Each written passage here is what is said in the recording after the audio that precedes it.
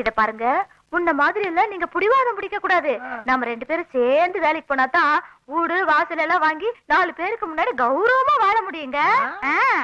அப்புறம் நான் உங்களுக்கு மாசம் மாசம் தனியா 1000 ரூபாய் கொடுத்துறேன். அத நீங்க தண்ணிக்கினி வாங்கி சந்தோஷமா இருங்க.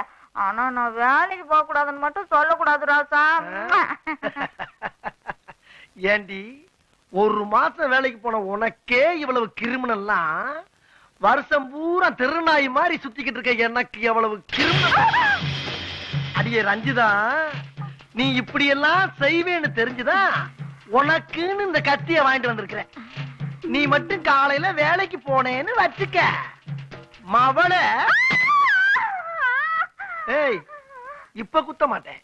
காலையில வேலைக்கு போனேன்னா எப்படி குத்துவேங்கிறத குத்தி காட்டியிருக்கேன். வேலையா உசுரா முடிவு பண்ணிக்க.